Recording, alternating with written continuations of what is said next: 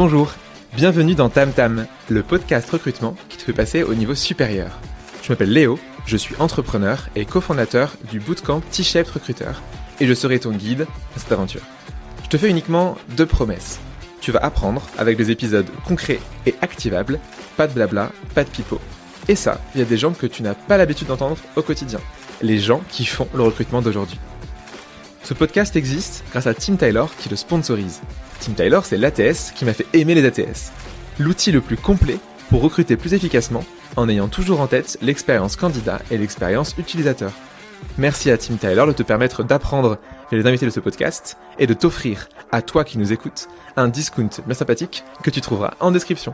Mais bon, assez parlé, place à l'épisode du jour, c'est parti. Bonjour à toi Ludivine. Salut Léo. Comment vas-tu aujourd'hui ? Écoute, ça va très bien. On fait un temps magnifique aujourd'hui, on est à Lyon en présentiel. Oui. Voilà, c'est assez rare pour être signalé. Je suis ravi d'être accueilli par une tempête en arrivant. Une tempête incroyable, mais écoute, on est là, c'est l'essentiel. On est là. Écoute, ravi du coup de t'avoir aujourd'hui pour parler d'un sujet hyper intéressant. On va parler du coup du nurturing ou de la fidélisation. Mais avant qu'on parle de tout ça, petite question pour les gens qui ne te connaissent pas. Est-ce que tu pourrais te présenter ? Ouais, écoute, moi c'est Ludivine. On me connaît aussi sous le nom de Lulu. J'aime bien qu'on m'appelle Lulu sur LinkedIn, donc faut pas hésiter. Pour me décrire très rapidement, écoute, ça fait à peu près 4 ans que je suis dans le recrutement. Ou pareil, j'ai un peu atterri par hasard, mais finalement, j'ai décidé d'y rester. Et donc, j'ai travaillé dans 3 entreprises différentes. Donc, la troisième, justement, c'est la petite exclue, puisque j'ai commencé à travailler dans l'industrie pharma, où là, j'ai clairement fait tout mon parcours stage et alternance, et c'est là où j'ai tout appris. J'ai fait ensuite 1 an dans un studio de jeux vidéo où je me suis éclatée vraiment environnement start-up. Et là, en exclu, je commence en juin chez Wanco. Donc, coucou Céline et Baptiste. Hâte de vous rejoindre. Dans une ESN. Dans une ESN, ça y est, je fais le grand pas. Il y a des gens qui vont grincer des dents en se disant mais qu'est-ce que tu fais ? Mais c'est faux, en effet, je suis d'accord avec toi, les ESN méritent, les ESN qui en tout cas font des efforts pour changer les choses, c'est des boîtes vraiment chouettes. C'est ça, là c'est vraiment ESN start-up de moins d'1 an qui a envie de miser sur l'humain. Donc, nouvelle ESN. Écoute, trop chouette. On va parler du coup aujourd'hui donc, de la fidélisation, du nurturing, un magnifique terme anglais qu'on aime, les termes en ing on aime bien en général, le marketing, copywriting, tout ça. On a décidé du coup de faire ça en 3 temps. Donc le petit plan qu'on va voir, c'est comment est-ce qu'on fait de la fidélisation, du nurturing au niveau du sourcing ou de la candidature, donc avant qu'un process commence, comment on le fait pendant, donc quand les prospects on pourrait dire sont devenus des candidats et des candidates, et comment on fait après. Quand on a fini un process, qu'est-ce qu'on fait on commence directement, donc typiquement pourquoi est-ce qu'on parle de ce sujet-là ? Donc c'est la première question que j'ai pour toi, pourquoi est-ce que c'est si important la fidélisation, le nurturing au tout début ? Ouais, alors pour le coup, au tout début, je trouve que c'est ultra important cette fidélisation-là, puisque pour le coup, je pense qu'on est dans une ère où il faut se démarquer concrètement. On l'a bien vu et revu. Et donc, fidéliser dès le départ, finalement, ça va commencer à créer une vraie connexion. Donc, petit jeu de mots parce qu'on va se connecter aux gens sur LinkedIn, mais c'est vrai que le but de créer cette vraie première connexion avec la personne et de créer finalement après une vraie histoire. Moi, c'est ce que j'appelle mes histoires d'amour avec mes candidats qui finissent toujours happy ending. C'est vrai que je trouve que c'est important parce que tu vas te démarquer, tu vas créer ton vivier et finalement, même si la personne ne te rejoint pas tout de suite, ça pourra toujours que t'apporter que du bénéfice. Donc, très important de justement fidéliser dès le premier contact pendant le sourcing. Ok, donc dès le sourcing, tu vas vraiment faire en sorte que les gens se souviennent de toi. Donc en fait, tu fais pas comme beaucoup de personnes, recruteurs ou pas, RH, des fois dirigeantes qui font du sourcing eux-mêmes et qui font des messages un peu impersonnels. Quelle est du coup tes techniques justement pour marquer le coup dès le tout début, dès la première rencontre avec un candidat, d'ailleurs qui sont pas encore candidats, vu qu'ils sont juste des profils LinkedIn. C'est ça, ils sont des personnes qui sont dans leurs petites entreprises tranquillement et puis on vient toquer. Salut, je suis là. Et c'est vrai que pour le coup, je fais partie de la team message personnalisé à fond. Okay. Donc petit clin d'œil, j'ai fait un épisode justement de newsletter là-dessus, mais parce que c'est vraiment ce qui démarque les recruteurs. Comme je disais, on est dans un monde où finalement les profils sont ultra pénuriques et donc la personne que tu vas contacter s'est peut-être fait contacter déjà 10 fois dans la semaine ou peut-être même dans la journée si c'est un développeur. Donc clairement très important de savoir se démarquer. Et donc si tu dis salut Paul, et en plus déjà il s'appelait pas Paul, il s'appelait Pierre, déjà tu t'es un petit peu loupé. Ça va, c'est presque la même chose. Mais je jette pas la pierre, je l'ai déjà fait clairement. Tu jettes pas la pierre ? On l'a tous fait. Et j'ai juste été ultra honnête en disant désolé. Tu te rends compte de ton jeu de mots que tu viens de faire ? Tu parlais de Pierre ? Oui, de Pierre. Ok, d'accord. C'était fait exprès ? Exactement. Ok, bien très sûr. bien. Tu pourrais avoir fait de manière intemporelle. Fantastique. Donc du coup, tu fais attention déjà aux basiques. Exactement. Vraiment faire attention à ça et surtout C'est là où c'est pour ça que j'ai vraiment 2 tips à ce niveau-là. Ça va être ma première règle, c'est d'être un détective, tout simplement.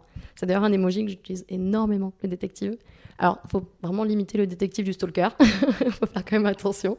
Mais pour le coup, avant de démarcher la personne, je vais essayer vraiment d'aller la comprendre le plus possible. Donc, concrètement, tout son profil LinkedIn y passe. Je vais aller regarder tout en détail. Donc, bien sûr, commencer toujours par le rôle et les missions, parce que c'est ce qui t'a amené sur son profil finalement. Mais donc, comprendre un petit peu ce que fait la personne, surtout si elle a décrit ses missions. Ça, j'adore, c'est ma petite pépite. J'adore lire quand les personnes ont vraiment mis les petits bullet points avec leur mission.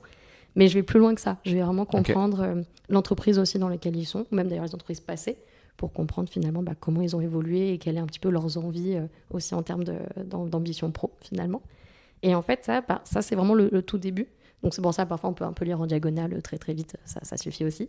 Mais là où je vais être détective, c'est que je vais vraiment aller fouiner un petit peu plus, donc que ce soit dans la biographie. Ça c'est mon must-have quand les gens ont une biographie, j'adore les lire. Parce que dans l'idée, ça te permet déjà aussi de comprendre le ton que la personne utilise et donc tu peux potentiellement t'adapter. Alors, j'aime pas quand on fait un peu le rôle du caméléon en essayant de vendre absolument dans le premier message, mais le but quand même est de pouvoir quand même s'adapter à sa cible. Tu vois, si tu vois qu'elle vous voit directement dans sa bio, tu te dis, bon, je vais peut-être pas lui faire un tu tout de suite, on va d'abord désamorcer la chose. Et puis, écoute, par la suite, je regarde aussi énormément si la personne a partagé des choses sur son profil. Donc, que ce soit des portfolios, des sites web. Je pense que c'est ce qui permet vraiment de comprendre la personne, finalement. Donc, je vais regarder ça en long, en large. Et là, j'avoue, c'est un petit bonus un peu stalker. Mais tu peux regarder le fil d'actualité de la personne. Et j'aime bien aller regarder ce que la personne va aimer, partager, republier. Parce que ça te permet aussi de comprendre quels sont ses centres d'intérêt. Et donc, finalement, c'est ce que tu peux utiliser après derrière dans ton message d'approche. Donc, c'est vrai que ça, c'est vraiment mon petit tips de détective. Okay. Et ça, c'est quelque chose que j'avais fait pour un candidat, par exemple, où je voyais que c'était pas le profil le plus actif sur LinkedIn. Généralement, même pas de photo de profil. Et donc, je me suis dit, bon, OK, soit je le tente, soit je le tente pas. Et je me suis dit, OK, on va le tenter. Et sa bio, c'était simplement une phrase en latin. Et je me suis dit... Carpe diem.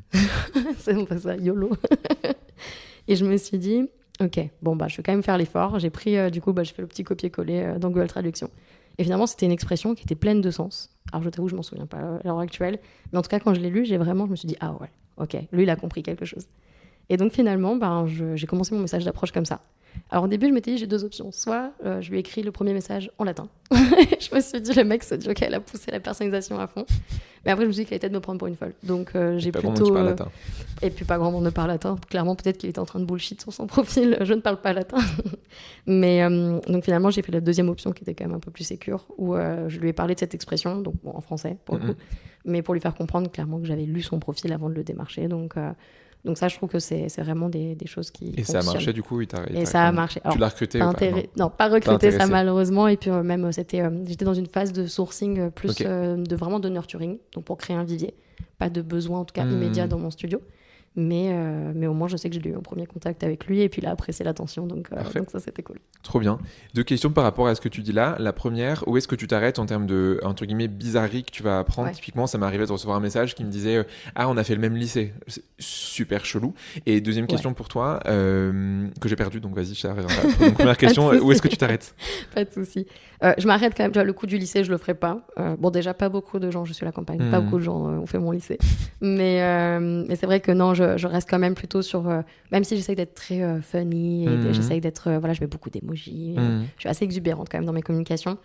Déjà, je m'adapte à la personne en face et j'essaye de rester quand même un minimum sérieux. J'aime bien utiliser l'humour de façon... c'est simple. Okay. Et c'est pas non plus trop lourdeau et pas la beauf de service. Ok, ça marche. Et deuxième question, du coup, que j'ai retrouvée, en quoi est-ce que faire des messages du coup personnalisés, ça te permet du coup de créer une fidélisation? Parce qu'en fait, est-ce que c'est ça vraiment qui fait que les gens vont se souvenir de toi et vont commencer à être vraiment nurturés dès le tout début du process?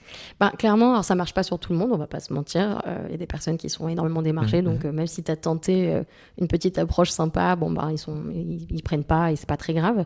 Mais c'est vrai que dans la majorité des cas, moi quand je fais des statistiques justement là-dessus, j'ai remarqué quand j'ai commencé dans le jeu vidéo l'année dernière, c'était un secteur tout nouveau, je venais de la pharma, donc clairement rien à voir. Donc j'ai dû construire mon réseau, tout nouveau cercle en tout cas dans le jeu vidéo, et cercle qui est d'ailleurs très petit. Donc le jeu vidéo est petit, et nous on était dans le jeu mobile, donc encore plus petit. Ouais. Donc créer sa place, en plus quand t'es recruteur, donc t'arrives clairement comme le loup blanc en mode salut, je viens tous pour vous démarcher et venir chez moi. C'était assez compliqué finalement. Et donc, bon, cercle très très cool. Donc, tout le monde m'a accueilli à bras ouverts et c'était top. Mais c'est vrai que pour le coup, la personnalisation a permis de créer un vrai lien tout de suite. Les gens m'identifient comme Ludivine qui travaille chez Hightech.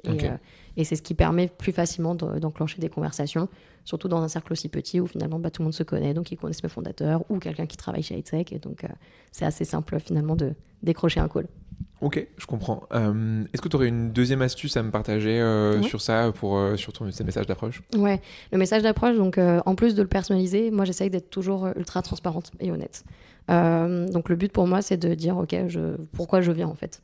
Donc, alors, on essaye d'aller un peu plus loin que le salut, je suis Ludivine, je travaille chez Hightech et je veux te démarcher parce que j'ai un job pour toi. J'essaye quand même d'aller un peu plus dans la construction. Enfin, c'est assez naturel finalement, mais j'essaye vraiment de lui faire comprendre. Donc, comme je te disais, j'ai 2 phases de sourcing. Parfois, c'est du sourcing parce que j'ai un besoin. Et donc, j'hésite pas à lui faire comprendre que j'ai une super opportunité, que je pense que ça pourrait matcher avec lui et que j'aimerais lui en parler. Mais donc, tu vois, ça fait pas de démarchage commercial de je te veux absolument. C'est plus, on va discuter ensemble de si ça peut matcher pour la suite. Et parfois, je suis dans des phases de sourcing où vraiment, je vais juste créer un vivier. Et donc là, j'hésite pas à le dire. Et j'ai vu que d'autres recruteurs le font aussi sur LinkedIn et c'est ce qui marche super bien, quoi. Bien sûr, donc du coup tu dis là j'ai pas de job mais du coup ton profil est intéressant, si tu veux on peut se parler et le jour où j'ai quelque chose ou toi quand t'es en recherche on se parle quoi. C'est ça exactement. Et puis peut-être prendre aussi ce rôle, c'est une expression que j'adore, mais d'agent de talent, où là pour le coup tu vas vraiment lui dire écoute moi je suis là pour écouter tes ambitions, tes projets, qu'est-ce qui te plaît, quels sont par exemple dans le jeu vidéo, quels sont les jeux qui te plaisent, quelle plateforme, est-ce que t'es un geek aussi à côté, et comme ça ça continue en fait cette fidélisation parce que la personne te parle vraiment finalement comme si t'étais un ami et donc ça joue beaucoup. Et au moins, c'est assez clair. La personne se dit, OK, elle ne veut pas me démarcher de toute façon tout de suite. Donc, je ne suis pas là. Elle ne va pas me débaucher et me faire partir de ma boîte. Mais au moins, il se dit, si jamais un jour j'hésite, je sais qui contacter en premier. Ok, très clair. Du coup, tu crées ce lien même si tu n'as rien derrière et tu deviens un peu ce qu'on appelle top of mind où en gros, quand les gens du coup sont en recherche, ils penseront à toi. S'ils veulent changer de boîte, ils disent ah oui, je me souviens, son message était vraiment trop chouette il y a 3 mois, 6 mois. Du coup, je vais la contacter. Okay. Et intéressant sur le sourcing, souvent une phase qui est oubliée, c'est la suite du premier message. Dans le sens, du coup là, on parle de nurturing, donc comment est-ce qu'on crée de l'engagement sur la durée, ce côté justement rythme qu'on donne. Et du coup, souvent, on oublie de faire des relances et des séquences. Moi, mes premières années en tant que recruteur, je ne faisais jamais ça. Et on s'étonne d'avoir des taux de retour très faibles, mais on ne fait pas ça. Toi, c'est quoi ton avis sur les relances, les séquences ? Est-ce que tu pratiques ? Comment tu fais ça ? C'est un très, très grand oui, pour le coup. Mais si on peut l'écrire en majuscule, tu vois, c'est vraiment très, très grand oui. Parce que pour le coup, justement, j'ai un super exemple qui parle et c'est pour ça que je vais citer Fabien et j'espère clairement qu'il va m'écouter et qu'il va pouvoir se reconnaître. Parce que ça a été le plus bel exemple justement sur ce sujet-là. Puisque pour le coup, donc Fabien, quand je l'ai contacté, c'était donc lors de dans ma toute première expérience. Et donc pareil, j'étais encore vraiment un bébé recruteur, donc je découvrais pas mal le milieu. Et c'est vrai que donc Fabien faisait partie de candidats que je voulais contacter par rapport à un besoin bien précis. Une manager qui avait des besoins fréquents, donc je faisais des phases de sourcing assez fréquentes, voire très quotidiennes. Et donc, je le contacte en me disant, écoute, il fait partie d'une entreprise très concurrente de la nôtre. Et donc, forcément, alors surtout que nous, dans la pharma, c'était vraiment un secteur assez compliqué. On cherche souvent le mouton à 5 pattes. Et donc, je me suis dit, OK, Fabien faisait partie de ma liste. Je le démarche. Donc, je fais un premier message. Alors, c'était le début de la personnalisation. Donc, c'était encore en test, mais ça avait marché.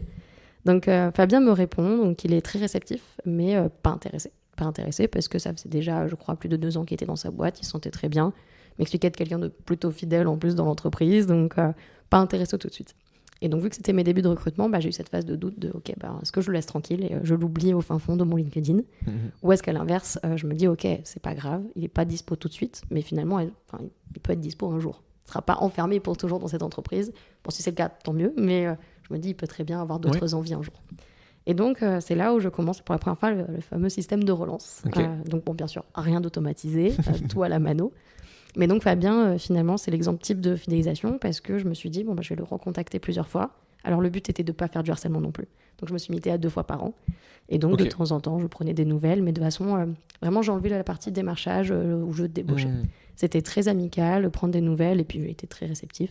J'avais joué sur le fait qu'il était toulousain et que je suis carcassonnaise, donc j'avais joué sur la question un peu de, écoute, t'étais mon voisin, un peu limite. Moi, je te casse tous les deux. Oui, c'est ça, j'étais en mode, franchement, allez, abuse pas, puis j'appuyais bien sur les E, tu vois. Je me suis dit, t'es obligé de me répondre.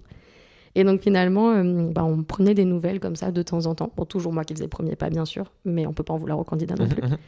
Et donc finalement, au bout d'1 an et demi, donc 1 an et demi quand même de conversation, donc on commençait vraiment la fidélisation, là on était presque au mariage. Et finalement, au bout d'1 an et demi, Fabien m'explique que sa boîte ça va pas très bien, que concrètement il y a eu des restructurations et que ça pose quand même pas mal de problèmes. Et donc forcément il se pose des questions. Et vu que ça faisait 1 an et demi qu'on se parlait à peu près à hauteur de 2-3 fois par an, il s'est dit ok, c'est Ludivine que je vais contacter en direct. Et donc j'étais très fière parce que finalement j'avais rentré Fabien dans un process. Donc là, on est resté sur le côté très classique. Il a rencontré toutes les personnes à rencontrer. Je restais son point de contact, même quand je n'étais pas dans les étapes de recrutement. Bien sûr. Ça fait un petit clin d'œil à ce qu'on parlera dans la suite. Mais, et en fait, finalement, en version très courte, Fabien a été recruté. Okay. Et il est toujours dans l'entreprise dans laquelle j'étais, dans la pharma. Et je prends des nouvelles quand même de temps en temps dans toutes les équipes de cette boîte-là. Et ça se passe très, très bien. Et il est très content. Et il dit que ça a été le bon move au bon moment. Donc depuis, tu fais toujours maintenant des relances. Ouais, je fais toujours un petit message. Belle histoire. C'est ça. Je dis, écoute, la pharma, c'est sympa, mais tu veux pas faire du jeu vidéo. Ouais, c'est l'inconvénient quand tu changes de secteur. Du coup, c'est que ça peut être plus compliqué. Après, tu vas avoir des métiers qui vont être typiquement, c'est un intersecteur. Typiquement, je sais pas, quand tu es comptable, tu vas pouvoir faire un job partout. Nous, en tant que recruteuse, tu vois, c'est pareil. Tu peux passer de l'un à l'autre. Mais en effet, quand tu es spécialisé dans une industrie et que c'est vraiment ce qui fait ta différence, c'est plus compliqué de faire du nurturing. C'est pour ça. Donc, alors, c'est toujours un très beau challenge. Moi, personnellement, j'adore parce que ça permet vraiment, tu repars de zéro, tu as l'impression d'avoir une deuxième vie qui commence. Donc c'est assez intéressant. Mais c'est vrai que c'est pour ça que là, tu vois, je quitte malheureusement le monde du jeu vidéo, mais je reste dans la tech. Parce que voilà, c'est des métiers qui me plaisent, un secteur qui me plaise. Donc potentiellement, voilà, le réseau va quand même rester assez sympathique. Trop bien. Est-ce que tu as un outil à recommander pour la partie, je vais arriver, relance séquence? Ouais. Alors pour le relance, du coup, c'est vrai que donc je n'ai pas parlé vraiment de mon système. Enfin, là, c'était vraiment un exemple bien précis. Mais c'est vrai que pour le système, ça fait 1 an en tout cas que je le teste et c'est un système qui fonctionne très bien. Donc j'en suis assez fière. J'avais un taux de réponse d'environ 70%. Donc ça, c'est cool. Plutôt cool, ouais. Et donc c'est vrai que finalement je fais mon premier message d'approche. Donc dès que j'ai identifié la personne, je vais l'approcher avec du coup ma petite personnalisation. Si la personne dans les 7 jours me répond pas, je fais vraiment une toute petite relance, mais vraiment à la cool, en disant salut un tel, est-ce que tu as eu le temps de lire mon dernier message? Et je fais très soft. Juste un poke quoi. Oui, c'est ça, exactement. Le fameux whiz de MSN, tu sais, c'est vraiment ça. Salut, je suis toujours là. Et toi, est-ce que tu es là? Et finalement, ça permettait de déboucher justement un petit peu les personnes répondant excuse-moi, j'ai pas vu le message, où je voulais te répondre, j'ai oublié.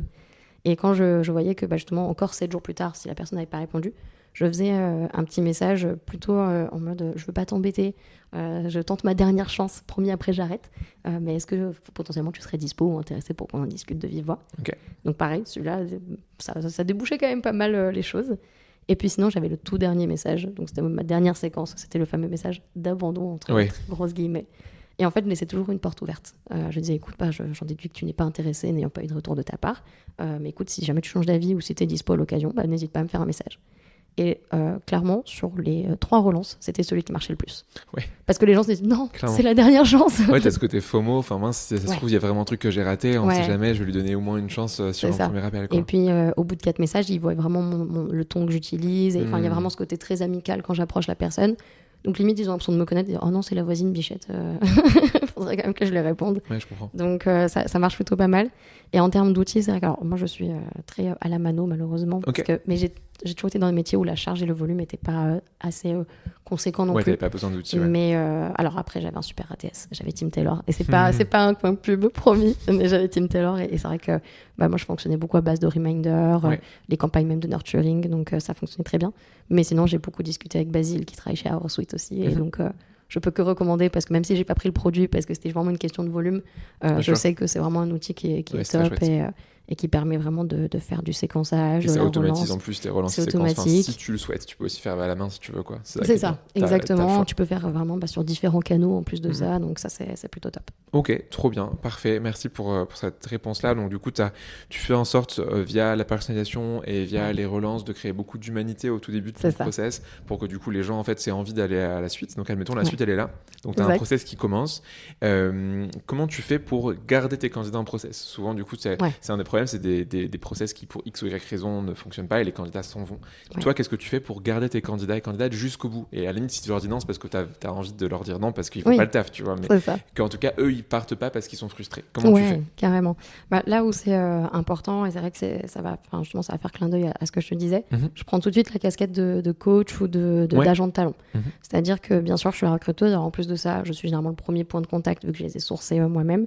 Après, j'ai toujours en plus été dans des petites équipes, donc généralement, j'étais la seule recruteuse où on était 2 grands max. Donc, forcément, j'étais vraiment le contact privilégié. Et je me disais que c'était important de garder ce rôle-là, justement, d'agent de talent, parce que tu dis la personne, finalement, elle connaît que toi. Tu l'as fait rentrer dans un process où elle va rencontrer énormément de personnes différentes. Bien sûr. Et je me dis, je me mets à leur place, ça peut être assez stressant. Pour le coup, je viens de refaire un process moi-même en tant que candidate il y a du coup, très peu de temps. Et c'est vrai qu'on ne se rend plus compte finalement en tant que recruteur qu'est-ce que c'est d'être derrière la barrière. Donc concrètement, j'essaye de garder d'être ce rôle-là, d'être toujours le premier contact. Okay. Et justement, ce rôle d'agent de talent au quotidien, il va se résumer vraiment à envoyer des messages. Donc ça, c'est vraiment, je fais un peu pigeon voyageur, mais j'aime bien garder ce lien où même si le fondateur, par exemple, va rencontrer, parce que c'est l'étape, il doit rencontrer le fondateur, je vais vraiment faire le lien, c'est moi qui organise l'entretien, c'est moi qui lui fais le message, qui prend ses dispos, qui lui confirme, par exemple. Et puis, j'hésite pas, dès qu'il a passé l'entretien, lui faire un petit message, alors peut-être pas les 5 minutes après, laisser respirer la personne, mais soit dans la journée ou le lendemain, et savoir vraiment, c'est plus prise de température. C'est vraiment, alors, comment tu l'as vécu, est-ce que tu as des questions, et c'est vraiment de rester aussi à dispo, finalement. Donc ça, c'est comme ça que ça va se résumer vraiment pendant la partie process. Et après, sinon, ça va vraiment être... moi, je garde vraiment le côté humain. Je vais vraiment humaniser le process au maximum. Tu vois, par exemple, je vais le plus possible passer par téléphone, plus par exemple, par l'oral que par l'écrit. Okay. Sauf si, bien sûr, la personne n'est pas dispo et préfère parler par écrit, je m'adapte complètement. Mais voilà, je vais vraiment essayer de garder ce contact un peu, tu sais, comme le pote qui t'accompagne finalement à un rendez-vous parce que tu avais peur d'y aller tout seul. Moi, je joue ce rôle-là de t'inquiète, je suis là si tu as besoin. Et il y a vraiment ce côté aussi où je vais dédramatiser les étapes. Donc déjà, je lui donne la visibilité. Toujours, je lui explique ce qui va se passer, par quelle étape, qui va rencontrer, qui sont ces personnes. Et je vais essayer d'enlever le plus les fameux pièges, entre guillemets, qu'on peut avoir en entretien. Donc par exemple, je sais que la première fois, quand je suis arrivée dans l'industrie du jeu vidéo, j'avais rencontré ma manager, on avait super bien matché. Et elle me dit, écoute, dernière étape, tu rencontres les 3 fondateurs. Et alors là, ça a été les 3 fondateurs. Donc, assez flippant. Assez flippant. Et en fait, elle a totalement dédramatisé, donc je me suis aussi beaucoup inspirée d'elle, où elle m'a dit, écoute, tu verras, ils sont 3, tu verras, les 3, ils sont très complémentaires, ils sont à la cool, tu pourras les tutoyer tout de suite. Donc déjà, rien que ça, c'est des petites infos où finalement, tu arrives complètement préparé, tu t'enlèves ce stress un peu inutile. Et c'est vrai que finalement, ça s'est très bien passé. Il y a eu beaucoup de vannes pendant l'entretien. Donc voilà, c'est vraiment ce côté, essayer d'enlever les freins le plus possible et être très présente pour eux. Ok. C'est pas mal de choses là que tu mets en place. Est-ce qu'il y a d'autres choses que tu fais pour t'assurer justement que tes candidats ils sortent pas de ton process? C'est ça. Alors le fait justement d'être présent et d'être réactive, en fait, je pense que c'est ce qui est important. Et vu que je joue ce rôle-là, comme je disais, d'agent de talent, ils ont vraiment ce côté confiance et donc ils vont plus facilement se confier et me dire justement s'ils sont pas sûrs ou s'ils ont d'autres pistes à côté. Exactement. Soit ils vont déjà, c'est vrai que sur les pistes, c'est quelque chose que je désamorce en premier call et justement on en parle et généralement les personnes me disent t'inquiète, je te tiens au courant si ça avance aussi de mon côté. Et donc parfois je pose la question quand même, si jamais, est-ce que ça a avancé toi aussi de ton côté, savoir un peu où on se situe, savoir comment nous on évolue aussi, est-ce qu'on on continue ou est-ce que finalement tu te dis que tu préfères arrêter. Et justement, je pense que c'est ce côté, comme la démarche dans les messages était très transparente, là c'est pareil. C'est vraiment, on joue la carte de la transparence et on se dit les choses. Et donc, jusqu'à aujourd'hui, je n'ai pas eu de personne qui m'a totalement ghosté, que je n'ai plus jamais eu de nouvelles. Donc, je suis peut-être très chanceuse. Mais non, j'ai perdu des personnes en process parce que finalement, la personne ou nous avons décidé d'arrêter. Mais ça n'a jamais été sans raison, sans feedback. Donc voilà, c'est vraiment, je pense, l'honnêteté, la transparence avant tout, avec la réactivité. Ok, ça fait pas mal de choses que du coup tu mets en place, c'est chouette. Et je pense qu'en effet ça va être hyper agréable pour toi parce que tu vois que justement les gens partent pas du process et donc en fait ils partent pour des bonnes raisons qui sont que du coup ils faisaient pas le boulot ou qu'ils ont trouvé une offre ailleurs et que tant mieux pour eux, tu vois, c'est peut-être mieux à ce moment-là. Ok, on arrive du coup après à la fin d'un process. Est-ce que du coup tu as d'autres choses à rajouter sur ce process ou est-ce que tu veux nous parler de ce qui se passe parce qu'à la fin il y a 2 choix, c'est choix 1 tu recrutes, choix 2 tu recrutes pas. Qu'est-ce que tu fais du coup dans ces 2 situations? Dans ces situations, alors dans la meilleure des situations on recrute et donc ça c'est top. Et je garde ce côté agent de talent en interne finalement, où je vais vraiment, après il y a toute la partie onboarding qui est ultra importante et que pour le coup c'est vraiment à chaque fois un rôle que j'adore prendre, faire le pré-onboarding, l'onboarding, etc. Donc si c'est pendant l'onboarding justement, j'aime bien tout préparer et pareil, toujours rester très dispo, toujours dans la convivialité la plus extrême. Et puis vu que je prends tout de suite aussi ce côté très amical, forcément ça se fait assez naturellement. Pendant le pré-onboarding aussi très important, j'envoie beaucoup de messages. La technique que j'adorais faire, souvent quand les personnes avaient des préavis par exemple de 3 mois, Je faisais des petits compteurs, genre J-46, j'ai déjà commencé ton planning d'onboarding.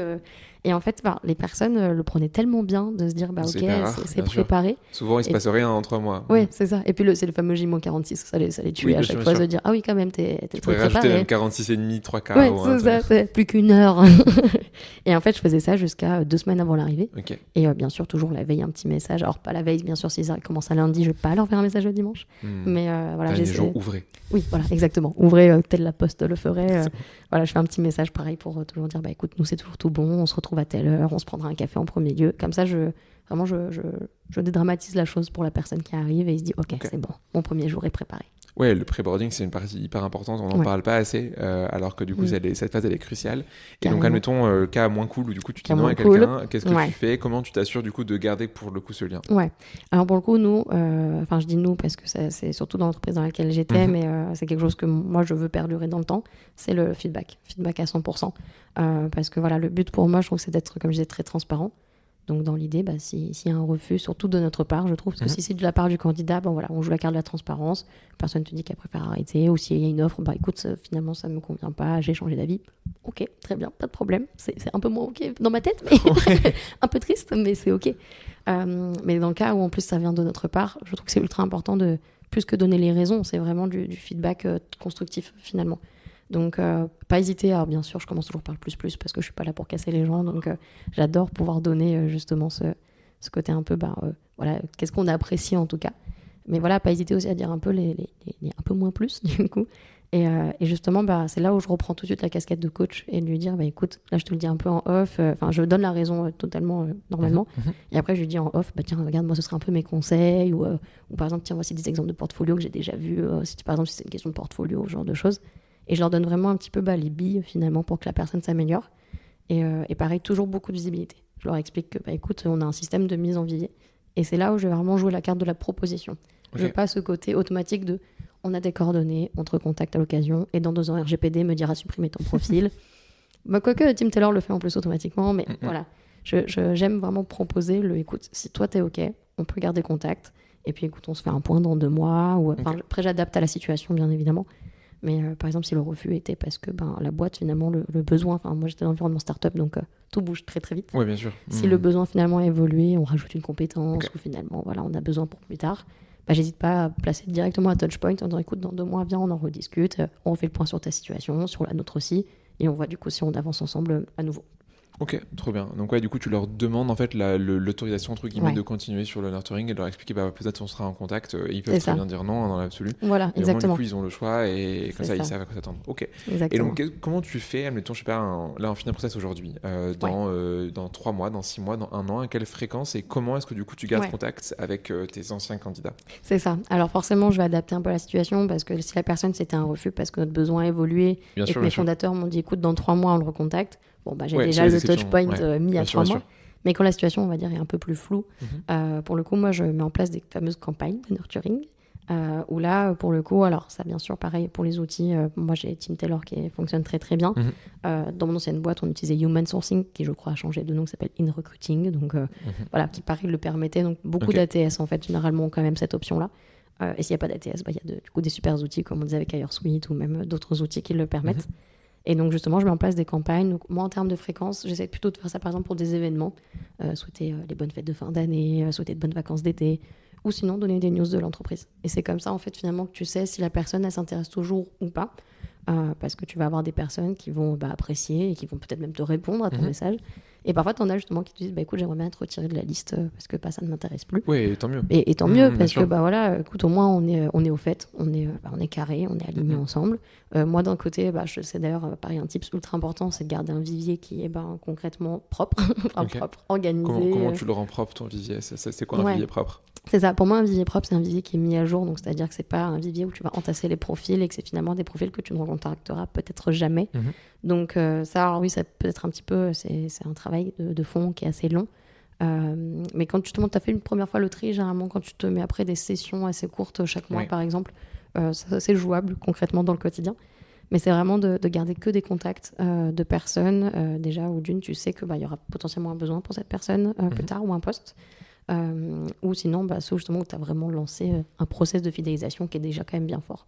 si tu as des personnes dans ton vivier avec qui tu n'as plus parlé depuis 2 ans, et que potentiellement tu dis, ok, la personne en plus, elle a fait une reconversion, donc ça ne sert plus à rien, autant retirer la personne de ton vivier, comme ça, voilà, ça t'évite de lui envoyer justement des mails de séquençage avec des news de l'entreprise et que la personne se dise mais c'est qui ça je sais plus qui c'est Oui, qu'ils oublient pas, faut que ce soit en effet assez, enfin faut pas que ce soit trop éloigné dans le temps, sinon les gens ils t'oublient. C'est ça, faut que ce soit animé, boîte, okay, exactement. Et est-ce que tu mets en place, quand tu sais du coup Team Tyler, tu mets en place ce mécanisme de tagage où justement tu vas mettre des tags sur chaque candidat qui identifie et qui permet après de segmenter les campagnes ou... Exactement, alors nous on mettait énormément de tags, alors déjà des tags pour alors la partie c'était le tag un peu pratico-pratique pour ma data surtout, mais surtout pour suivre on va dire la partie sourcing à la semaine. Donc j'avais un tag à chaque fois pour chaque semaine pour dire si la personne avait postulé ou si je l'avais sourcé. Parce que donc bien sûr Team Tyler le permet, mais moi je le voulais vraiment à la semaine bien précise. Donc pour la data avec le filtrage de tags c'était très très simple. Et on taguait par exemple les entreprises dans lesquelles ils venaient, ou alors justement peut-être le type de métier ou une skills on va dire particulière. Donc ça permettait justement avec ce système de tag de pouvoir cibler et te dire ok, quelle campagne j'envoie à quel type de candidat. Donc voilà, généralement moi je faisais des campagnes assez généralistes quand même pour toucher tout le monde, mais ça m'arrivait aussi de faire des plus petites campagnes, ou alors là justement je vais aller cibler qu'une petite partie. Je me dis ok, j'ai un poste de data analyst qui va s'ouvrir, potentiellement ça peut intéresser certains, mais c'est pas encore actuel on va dire, et c'est pas encore acté à 100%. Donc, je vais faire un petit message déjà d'approche juste auprès de mes data analystes que j'ai au chaud et prendre un peu la température, savoir comment ça va. Donc c'est comme ça aussi que le vivier reste animé et que ça fonctionne finalement. Ok. Là, tu pourrais dire que c'est comme une communauté au final quand tu l'as créé, c'est pareil, il faut que tu aies ce lien, tu proposes des choses. Et est-ce que du coup, dans les messages, tu dis que c'était beaucoup des messages assez génériques comme par exemple pour Noël, pour les fêtes, ce genre de choses. Est-ce que du coup, tu avais déjà pensé à créer du contenu pour ta communauté, comme du coup sur LinkedIn, les gens créent des posts pour tout le monde. Est-ce que tu as déjà du coup fait ça, expérimenté ça ou vu ça ailleurs, de vraiment nourrir ton vivier avec des articles, des nouvelles, des photos de la boîte, j'en sais rien. Ouais. Nous, c'est vrai que donc, quand j'ai pu gérer toute la stratégie de marque employeur dans ma toute première expérience, donc dans la pharma. Justement, on avait mis en place l'animation du vivier, parce qu'on avait un vivier justement énorme qu'on n'avait jamais trié, donc c'est pour ça que maintenant je trie mon vivier à fond. Et justement, on avait fait des campagnes, alors plus que les messages passer un bon été, PS, on est fermé pendant 2 semaines, ou joyeux Noël. On envoyait, par exemple, on avait mis en place les fameux Fast and Curious avec des personnes en interne. Il faut savoir que la boîte dans laquelle j'étais existait depuis 30 ans, donc déjà, rien que de mettre cette action en interne... c'était révolutionnaire. C'est ça, complètement révolutionnaire, mais ultra apprécié. Et je me suis dit, mais pourquoi pas la partager ? Enfin, on l'a partagé sur nos réseaux sociaux, mais je me suis dit, mais nos candidats, en fait, clairement, ça leur permet d'avoir une vision interne de vie d'entreprise qui est ultra concrète. Et donc, on sortait à peu près 4 épisodes par an. Et donc, à chaque fois, j'envoyais l'épisode, et plus généralement en exclu, genre 1 semaine avant qu'on le sorte sur les réseaux sociaux. Comme ça, il y avait ce côté un petit peu VIP, de leur dire, nous, c'est comme ça que ça se passe en interne. Et puis, tu peux mettre un petit call to action à la fin en disant, écoute, si finalement tu te rends compte que tu es intéressé et que tu veux faire partie du prochain casting d'ailleurs de Fast and Curious, viens, on en discute, on prend le temps 5 minutes. Donc, le contenu, ça fonctionne très, très bien, et j'ai vu énormément de retours positifs. Ok. Et dernière petite question, si tu veux, avant de conclure l'épisode, je ne te l'avais pas posé dans la prépa, celle-là, attention. Admettons, demain, tu avais vraiment, une sorte de baguette magique, de budget illimité. Qu'est-ce que tu t'imaginerais, toi, pour vraiment un nurturing parfait ? Qu'est-ce qu'on pourrait faire qu'aujourd'hui, quasiment aucune boîte ne font ? Et vraiment, tu vois, un truc qui serait trop bien pour les candidats et candidates. Ouais, alors c'est vrai que très grosse question. Et c'est vrai que si j'avais une baguette magique, je pense que je ferais 1001 choses. Là, dans l'idée pour un nurturing parfait, alors c'est vrai que moi j'ai toujours été sur des petits volumes, donc finalement, même en 0 budget, j'ai toujours réussi à m'en sortir.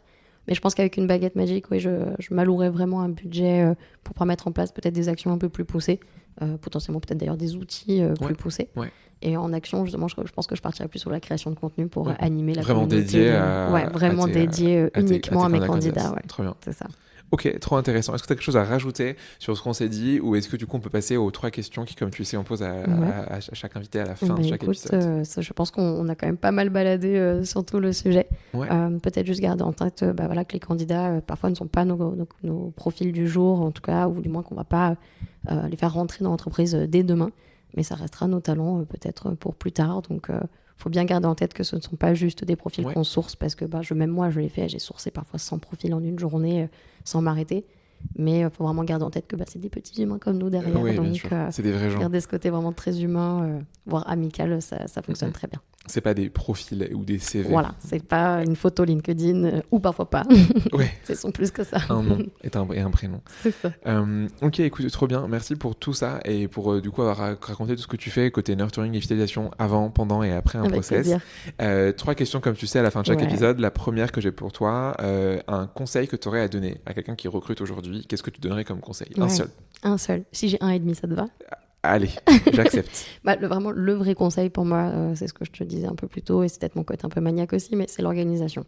En fait, surtout là, quand on parle de fidélisation et nurturing, moi, je parle quand même sur des petits volumes, mais j'ai déjà eu aussi des gros volumes, et quand tu étais vraiment sur une campagne où tu as 2000 personnes, il faut quand même que tu puisses connaître un minimum tes 2000 personnes.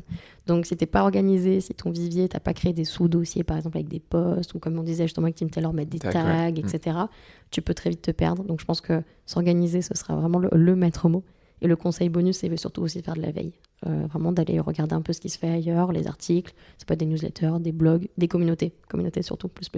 Mais ça, j'en parlerai après. Ok, ça marche. Du coup, deuxième chose, peut-être que du coup c'est là où t'en parleras un peu plus. Ouais. Admettons, demain, tu sors de la région lyonnaise et tu échoues sur une île déserte où tu veux. Tu choisis la météo de ton choix. Cool, il fera beaucoup plus beau quand même. Ouais, exactement. Tu vas avoir un très beau temps. Un 30 degrés, mais tu sais, avec une petite brise qui fait que t'as pas trop chaud. Bref, température idéale. T'as le droit à un seul contenu. Ouais. Qu'est-ce que tu choisis? Ouais, justement, c'est là où je vais en parler un petit peu plus. Moi, je me sépare pas de mes communautés. C'est très important parce que, alors déjà, j'ai la chance d'être ambassadrice de 2 communautés différentes de recruteurs. Donc ça, c'est cool. Mais j'en ai 6 au total des communautés que je suis toujours vraiment tous les jours. Oui, toujours plus. Mais j'ai limité justement parce qu'avant, c'était beaucoup trop. Donc mes 2 communautés vraiment favorites, c'est Recruit. Donc forcément, gros coucou à Amandine et Clément parce qu'ils font un travail extraordinaire. Ouais, c'est ouf. Et pour le coup, ils font des tables rondes chaque mardi midi sur un sujet, mais tellement pertinent en plus à chaque fois, et des guests de folie. Donc je pense que ça me permettrait de me divertir. T'embarques Recruit du coup sur exactement. J'emmène tous Amandine les et membres Clément. de la tous, oui, pourquoi pas. On recrée une communauté, une île de recruteurs. Une vraie communauté pour le coup. Ça. On ferait plus de recrutement pour le coup sur que le de site recrutement. Ouais, on recruterait des tortues. Des poissons, peut-être. Des poissons, des petits oiseaux. C'est ça. Ok, très bien. Donc t'embarques Recruit, ça fera faire plaisir à Amandine et Clément. Ouais. Troisième petite question, c'est le fameux balance ton tam-tam. Là du coup, le but c'est que tu me donnes toi des gens, une ou plusieurs personnes, où tu te dis cette personne-là fait des trucs de dingue, mais elle en parle pas assez sur les différents réseaux ou autres, et du coup lui donner de la voix. Alors pour le coup, je pourrais avoir une liste immense comme les Oscars, tu sais, merci papa, maman. Mais j'en ai vraiment une en tête que j'apprécie énormément, qui est Manon, qui travaille chez Multis, donc dans la crypto. Quelqu'un de très drôle en plus. Qui est extraordinaire. Et pour le coup, dis-toi qu'en soi, on a vraiment fait qu'une seule visio ensemble, parce que les paris est sur Paris, donc on se voit peu. Mais cette visio-là a déjà duré extrêmement longtemps. Et j'ai vraiment l'impression que je faisais, tu sais, les fameux café Zoom ou Zoom apéro. Et vraiment, on n'a pas arrêté de parler. Et c'était la première fois qu'on se rencontrait. Et en fait, finalement, on était tellement alignés. J'ai l'impression d'avoir ma jumelle en face de moi, concrètement. Donc Manon, si tu m'écoutes, t'es ma jumelle cachée. Et en fait, Manon, justement, a beaucoup de contenu ultra pertinent. Et justement, récemment, elle a parlé du nurturing. Et son post, d'ailleurs, m'a énormément inspirée. Parce qu'elle a justement aussi cette technique, cette stratégie de j'ai recruté tous les profils que j'avais recrutés. Mais finalement, j'ai envie de quand même garder contact avec mes candidats. Et donc, elle a une démarche très naturelle où on leur dit « Écoute, salut, je te recrute pas, mais viens quand même, on discute, ça peut être top. » Et je sais qu'elle a énormément de choses à dire, puisque pareil, d'environnement startup, donc tout évolue très vite. Elle est à la tête du service, du coup, apparemment recrutement en général, mais elle fait aussi du people ops. Et du coup, je pense qu'elle a beaucoup de choses à raconter. Donc, gros big up à Manon. Et ce serait top de pouvoir l'avoir sur le podcast. Eh bien, écoute, très chouette. Je note ça. Et du coup, en plus, Manon était du coup à notre événement de lancement avec Blendy en avril. Mais très chouette, j'ai rencontré en vrai à ce moment-là. Vraiment quelqu'un de très rigolo, donc je comprends que tu l'aimes bien. Top. Merci du coup pour ça. Est-ce que du coup, tu as un mot de la fin, une phrase de la fin un mot de la fin à dire. Écoutez, nurturer tous ensemble en tant que recruteur et pensez surtout au candidat de care. C'est très, très, très important. Magnifique. Pensez du coup au candidat de care. Merci du coup d'être venu. Merci à toi, Ludivine, d'être venue. Merci à toi d'être venue sur Lyon. Écoute, avec une magnifique galère d'Airbnb qu'on ne racontera pas ici.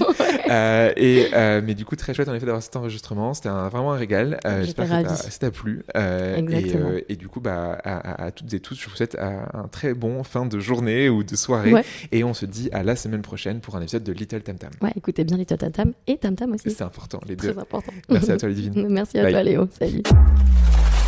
Et c'est déjà la fin. Merci d'avoir écouté jusqu'au bout. Si tu es encore là, c'est que ce podcast t'a apporté de la valeur. Si Si tu veux aider encore plus de recruteurs et de recruteuses à apprendre via ce podcast, tu peux faire 3 choses. La plus simple, tu en parles autour de toi. Hey Myriam, j'ai écouté ce podcast là, Tam Tam, vraiment bien, je te recommande. Numéro 2, tu peux aller noter 5 étoiles sur Spotify ou Apple Podcast avec un gentil commentaire en prime, ça me fera chaud au cœur. Numéro 3, le top du top, tu en parles sur LinkedIn. Imagine la joie de l'invité du jour en découvrant que ce qu'il ou elle a dit a été apprécié par quelqu'un d'autre. Du love gratuit quoi. Bon, tu sais du coup ce qu'il te reste à faire, je te dis à très vite pour un nouvel épisode de Tam Tam.